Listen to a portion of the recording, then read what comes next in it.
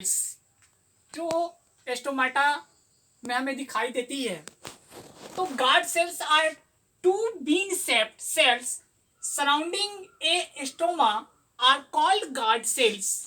They are also known as the epidermal cells. Guard cells को epidermal cells के नाम से भी जाना जाता है and play a critical role during the process of photosynthesis. और ये गार्ड सेल्स फोटोसिंथेसिस के प्रोसेस में अहम भूमिका निभाती है. Now next topics heterotrophic nutrition.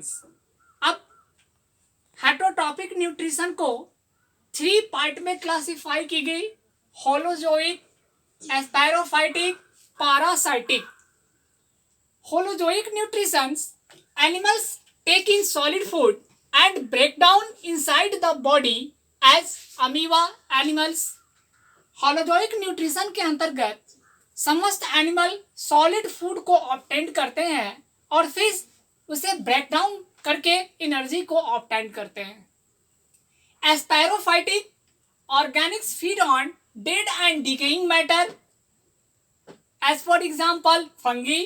Parasitic, जिसे परजीवी कहा जाता है. पैरासाइट लिव इनसाइड और outside other organism and derive the nutrition from it as cuscuta. तो ये 3 डिफरेंट टाइप्स हैं: holozoic, saprophytic, parasitic. Now next topics how organism obtained their food. ये जो ऑर्गेनिज्म्स होते हैं वो कैसे अपने भोजन को ऑब्टेन्ड करते हैं. तो सबसे पहले हम unicellular organism, single celled organism, food is taken up through entire surface. यानी कि जो यूनिसेलुलर ऑर्गेनिज्म है उसमें भोजन को इंटायर सरफेस के द्वारा टेकन की जाती है, सच एज अमीबा और पैरामीशियम. यहाँ अमीबा के डायग्राम बने हुए हैं. कैसे अमीबा भोजन को इनगल्फ करता है. तो अमीबा में स्यूडोपोडिया पाई जाती है. जैसे ही फूड पार्टिकल्स उसके नियर दिखाई देता है वो अपने स्यूडोपोडिया की मदद से उस फूड पार्टिकल्स को कैप्चर करता है.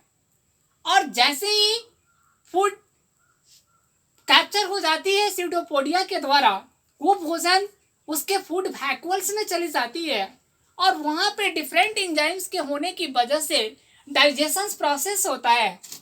तो इस तरह से अमीबा अपने भोजन को ऑब्टेंड करती है.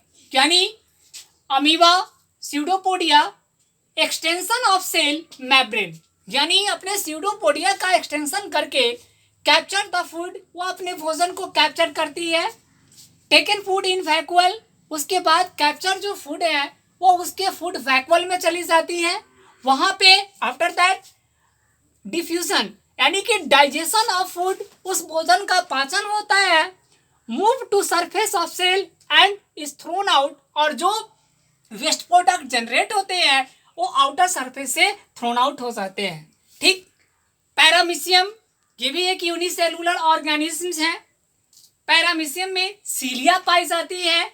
यानी कि पैरामीशियम सीलिया की मदद से जो उसके पूरे बॉडी पे पाई जाती है आउटर साइड में, उसके द्वारा वो भोजन को कैप्चर करती है. फिर वो डिफरेंस प्रोसेस के द्वारा उस भोजन को डाइजेस्ट करती है और फिर उसके आउटर सरफेस से जो वेस्ट प्रोडक्ट होते हैं वो बाहर चले जाते हैं. तो ये यूनिसेलुलर ऑर्गेनिज्म के अंतर्गत 2, एक पैरामीशियम और दूसरा अमीबा, इस तरह से अपने भोजन को ऑब्टेन करता है.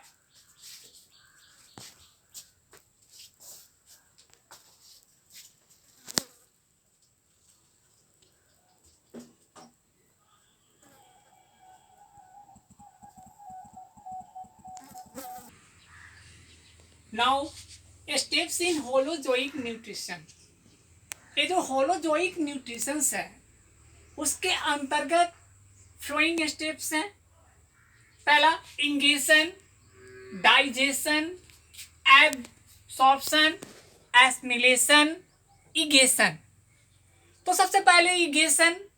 The process of taking food inside the body is called ingestion.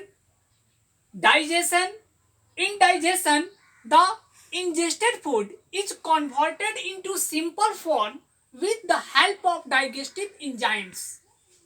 Absorption. In this stage, the digested food in second step is absorbed into the cells of the body. यानी sales of body के द्वारा उस digested food को absorb की जाती है. Assimilation, it is the process of utilising the food absorbed in third step by various cells of the body. Egestion, egestion is the final steps of holozoic nutrition in which the undigested food is removed from the body. ये fourth ingestion, digestion, absorption, assimilation, egestion, ये different stage हैं जिसमें holozoic nutrition पूरी तरह से संपादित होती है. सबसे पहले हमें देखना है न्यूट्रिशन इन ह्यूमन बीइंग्स. हम भली भांति जानते हैं the human digestive system comprised of alimentary canal and associated digestive glands. Human beings में कंप्लीट एक सिस्टम्स है जिसका नाम डाइजेस्टिव सिस्टम्स है और उस डाइजेस्टिव सिस्टम के द्वारा ही भोजन को पचाया जाता है. तो सबसे पहले mouth, intake of food, teeth, chewing and greeting of food, tongue, rolling of food plus tasting of food plus swallowing, pushing down of the food. Salivary glands secrete saliva plus mucus. salivary gland से ये जो एमालाइज नामक substances होता है जिसे हम सैलिवा के नाम से जानते हैं, वो उसे भोजन को शुगर में कन्वर्ट कर देता है. Oesophagus taking food from the mouth to stomach by peristaltic movements. Stomach gastric glands secrete gastric juices. जैसे ही भोजन स्टोमच में पहुंचती है वहां पे गैस्ट्रिक ग्लैंड्स के द्वारा अलग अलग तरीकों से उस भोजन को डाइजेस्ट की जाती है. तो गैस्ट्रिक जूस के अंतर्गत 3 बातें आती हैं, पेप्सिन, हाइड्रोक्लोरिक एसिड और mucus. Pepsin enzyme that break down proteins. ये पेप्सिन्स हमारे प्रोटीन्स को ब्रेक डाउन करने का काम करता है. HCl मैक्स मीडियम एसिडिक, वो फूड पार्टिकल्स को एसिडिक मीडियम में कन्वर्ट करता है. Mucus protects inner lining of the stomach. Stomach के अंदर जो इनर लाइनिंग है उसे प्रोटेक्ट करने का काम म्यूकस के द्वारा की जाती है.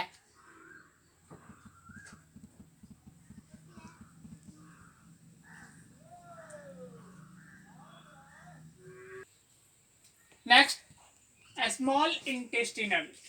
स्मॉल इंटेस्टिनल्स के अंतर्गत यहाँ हमें कुछ बातों को देखना है. सबसे पहला इंटेस्टिनियल एंजाइम्स.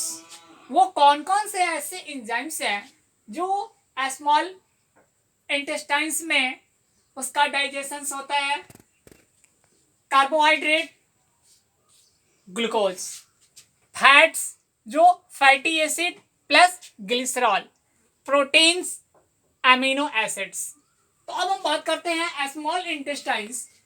जैसे ही भोजन स्मॉल इंटेस्टाइन्स में आती है वहां पाए जाने वाले जो villi helps in absorption of food into the blood, इसे फिर फर्दर अदर पार्ट में क्लासिफाइड की गई. Receive secretions from liver, bile juice, large fat globules, emulsifications, pancreas, small fat globules. अब ये जो पैंक्रियाज से जो पैंक्रियाटिक जूस का सेक्रेशंस होते हैं, ट्राइप्सिन और लाइपेज. ट्राइप्सिन प्रोटीन सिंथेसाइजिंग का काम वर्क करता है. Peptones, lipase fats, glycerol. Note emulsifications, the process of breakdown of large fat globules into a smaller fat globules by bile juice. यानी कि बाइल जूस के द्वारा फैट्स मोलिकुल्स जो है उसे ब्रेक डाउन की जाती है. And last process, small intestine से भोजन होते हुए हमारे लार्ज इंटेस्टाइन्स में आता है। Observe excess of water, the rest of the material is remove from the body via the anus, यानी जो वेस्ट प्रोडक्ट बचते हैं एनस के माध्यम से हमारे एक्सक्रीटरी सिस्टम में जो पाई जाती है, एनस के माध्यम से यह हमारे शरीर से बाहर निकल जाता है। तो इस तरह से ह्यूमन डाइजेस्टिव सिस्टम डिफरेंट अलग अलग प्रोसेस के द्वारा समूचे सॉलिड पार्टिकल्स फूड मटेरियल्स को डाइजेस्ट करने का काम करती है और हमें एनर्जी का डिराइव्ड होता है।